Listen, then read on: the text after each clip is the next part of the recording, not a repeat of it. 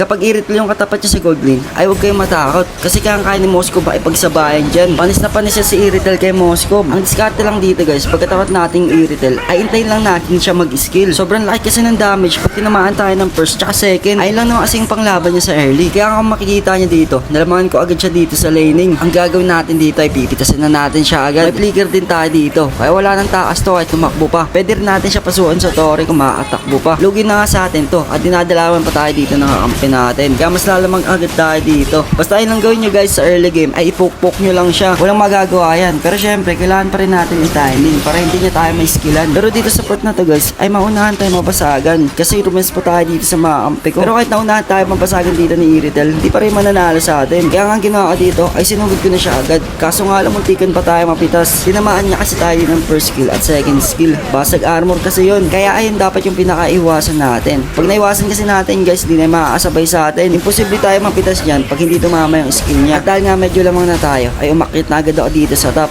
Ang kaso nga lang mapipitas nila ako dito. Pero nagulat ako dito kasi lamang na lamang yung level dito ni Tigreal. Level 11 na agad siya. Pagtingin ko, hindi pala siya roamer. Nasa XP lane pala siya. Nag-damage pa talaga siya dito. Hindi ko alam kung seryoso siya. Pero mabuti na lang kasi may passive dito si Rafaela. Kaya nabuhay agad ako. Pumunta nga agad ako dito sa mid kasi mapipitas yung mage nila. Ang akala ko nga, pagkapitas ka dito Eudora, ay makaka-out pa ako. Naka-ulti pala dito yung Popol. Napitas tuloy tayo dun. Kaya ang ginawa ko dito guys ay bumalik na lang muna ako dito sa bot lane. At binasig ko na rin dito yung mga torre nila. At dahil nga lamang na tayo dito, hindi na natin papabawiin to si Iritel. Basta yun lang gawin nyo guys pagkalaban nyo to si Iritel. Lagi kayong lalamang dyan. Sa early kasi hanggang late game, panis na pinasin si Iritel kay Moskov. Hindi yung makakasabay. Basta wag lang kayo magpapatama ng mga skill. Pero dito sa part na to guys, bumasag na lang muna ako ng bumasag para mas lumamang pa kami. Medyo delikado rin kasi kami dito sa picking ng mga kalaban. Pag pinatagal pa namin, ay baka malakasan pa kami. Meron pa naman sila dito yung Eudora. Sobrang lambot pati neto ni Moskov. Kaya tayo one hitin yan. Kaya nga mapibigyan tayo dito. Pero pagkabuhay ko guys, binawian ko agad to. Mapupuruan kasi si Eudora dito sa clash namin. Tatakas pa nga siya. Kaya binigyan ko na agad siya dito sa part na to. Pero muntikan na naman ako dito ay Popol. Pero dito sa part na to guys, ay tatapusin ko na sana yung laro. Napitas ko dito si Iritel. Ang kaso nga, nakatakbo pa siya. Kaya ang ginawa ko, ay binasig ko na lang dito yung torre nila. Nagback na ako dito at hindi ko na pinilit. Pero may bitaw din dito yung mga kampi ni Iritel